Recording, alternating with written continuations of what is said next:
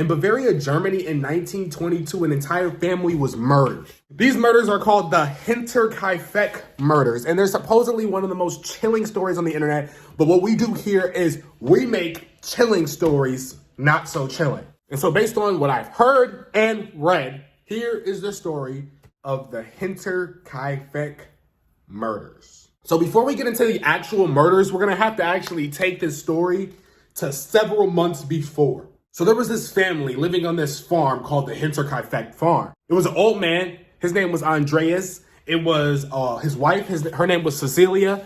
There was their daughter, Victoria, and her daughter, Cecilia, named after her grandmother. And they used to have a maid on this farm. But several months before the murders, the maid told them that she was hearing weird noises in the attic. She started hearing demonic sounds. She would start hearing footsteps, and she decided she was out. That's exactly what I would have done, bro. If I would have heard demonic noises in the attic of the family that I'm helping, and they're never gonna see me again. So the maid tells the family this before she leaves, and then she dips out. What's crazy is that soon after, Andreas, he literally saw footprints. He woke up one day, he saw footprints outside of the farm, and the footprints were leading to the farm. The footprints were literally leading towards him, towards the farm, but there was no footprints leading away, meaning somebody had walked there and they never left. So if I've seen this and the maid just quit because she heard noises in the attic, best believe that I'm out and I'm taking the family with me. But eventually he started hearing some weird noises too, and he decided to check everywhere but the attic. Bro didn't check the one place that the maid said that the noises were coming from. Every other place. Bro was looking here. Bro was looking here. Bro was looking here, all back here, but not the attic, the one place that the voices are said to be. What's even crazier is the keys to the farm go missing. And the newsletter that Andreas, the father, didn't even subscribe to was starting to come to the house. And he never subscribed to that. His wife never subscribed to that. And his daughter never subscribed to that. So we didn't know how he was getting random mail, random newsletter subscriptions that he never subscribed to his house. And remember, this is like the 1920s, bro. This was back in the day. They didn't have internet, meaning somebody literally had to fill out a paperwork for that to happen. They literally had to fill it out.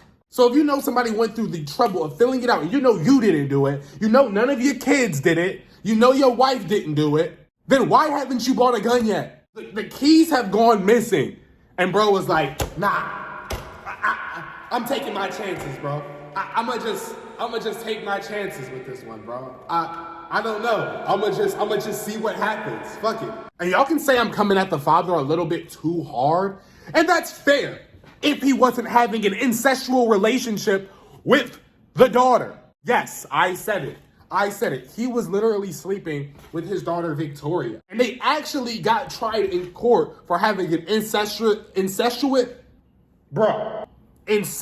relationship, and they got found guilty. But yeah, after bro saw every sign in a Horror 101 book and didn't buy a firearm, only the inevitable could happen. Fast forward 7 months in April of 1922, and nobody had heard from the family on the Hinterkaifeck farm. No one had heard from them. They had missed church. Cecilia, Victoria's daughter, Cecilia, she had missed school, which she never usually missed school. So the entire class was like, where's Cecilia? What happened to her? Where'd she go? But at this point in time, nobody really thought to check the home because it was still going on. There was still smoke blowing out of the chimney. There were still things happening on the farm. The animals were still being fed, meaning someone was living in there after the murders. Bro literally got done murdering them just to spend the next couple days like,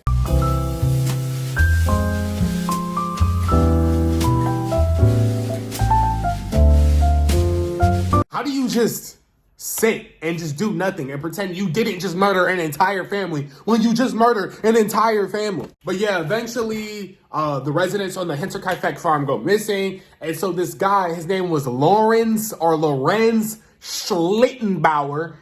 That's a crazy name. He decides that he's going to investigate because he sees the mail piling up. And so he went to another neighbor and he basically told him, and they went to investigate together. They tried to go on the front door, but it was locked.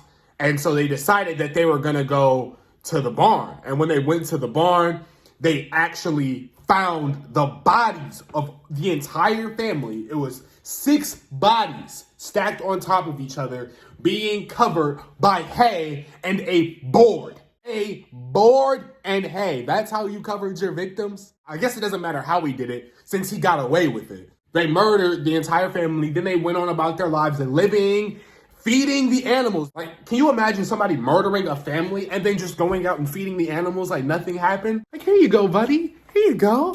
Here you go. Here's some food. I didn't just get done slaughtering an entire family, but here's some food for you. Here you go. Here you go, bud. You hungry? What's crazy is that there's been over 100 suspects for this crime.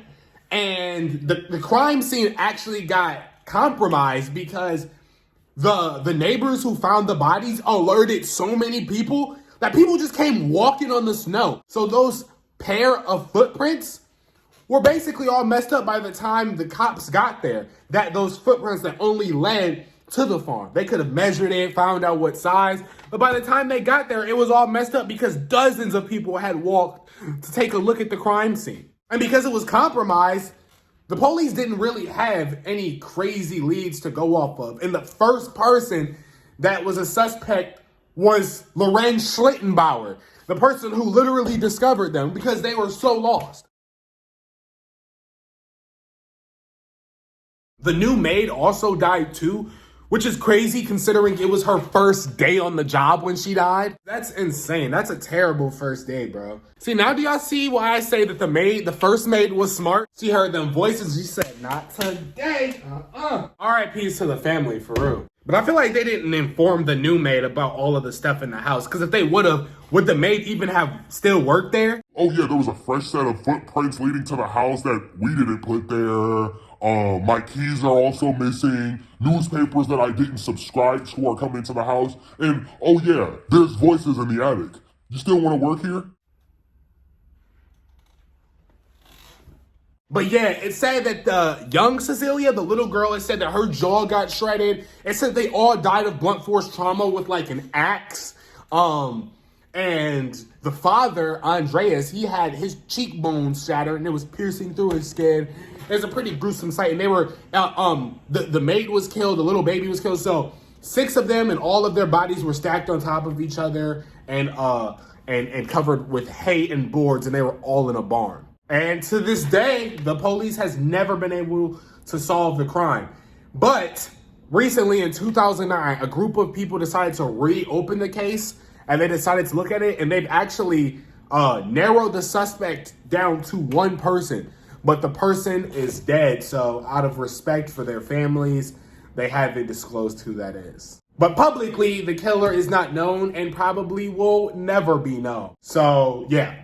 That was the Hinterkaifeck murders, one of the most tragic murders and stories on the internet.